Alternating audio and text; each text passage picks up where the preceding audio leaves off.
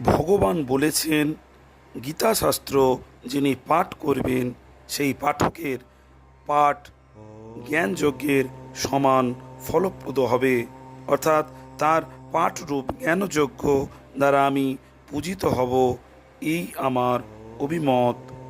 এই গীতা পাঠের এক অদ্ভুত প্রভাব রয়েছে। যিনি যত সঠিক পাঠ করবেন তিনি এর তত বেশি অর্থ উপলব্ধি করতে সক্ষম হবেন। যিনি যত বেশি অর্থ উপলব্ধি করতে সক্ষম হবেন তার জানবার আগ্রহ ততই বাড়তে থাকবে। এই আগ্রহ ক্রমে তাকে গভীর থেকে গভীরতম ভূমিতে নিয়ে যাবে। এই তত্ত্বগুলি ক্রমে ক্রমে তার চিত্তে, অন্তঃকরণে, আচার আচরণে, কাজে কর্মে সর্বত্রই প্রতিফলিত হতে থাকবে। গীতার উপদেশ মতো তার জীবনধারা পরিবর্তিত হতে থাকবে। তার মধ্যে শ্রদ্ধা, ভক্তি ভাবের এক অন্য মাত্রা প্রকাশ পাবে। ক্রমে তিনি এক জীবন্ত ভগবদ গীতা হয়ে উঠবেন। তিনি গীতার এক উদাহরণ হয়ে দাঁড়াবেন।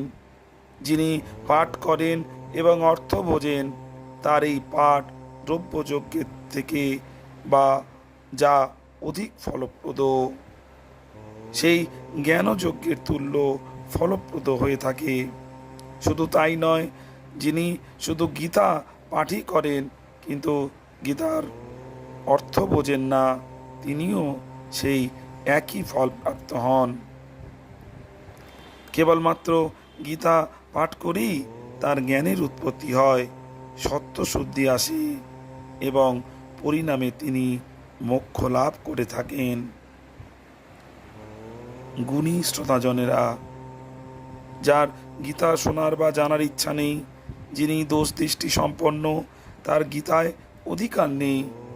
তপস্যা দ্বারা যিনি অন্তঃকরণকে শুদ্ধ ও পবিত্র করতে পেরেছেন, এমন ভক্তই গীতাশাস্ত্রের প্রকৃত অধিকারী। গীতা পড়া এবং পড়ানোই শ্রেষ্ঠ জ্ঞানযোগ। যিনি গীতা আলোচনা করেন তিনি ভগবানের বিশেষ প্রিয় হন। কৃষ্ণপ্রেমী শ্রোতাজনেরা, ভিডিওটি যদি আপনাদের ভালো লাগে তবে চ্যানেলে নতুন হলে চ্যানেলটি সাবস্ক্রাইব করতে ভুলবেন না, আর ভিডিওটিকে বেশি বেশি শেয়ার, লাইক করে দিন। আর প্রতিনিয়ত কৃষ্ণ কথা এই চ্যানেলের মধ্যে শুনতে থাকুন। ভালো থাকবেন শ্রোতাজনেরা।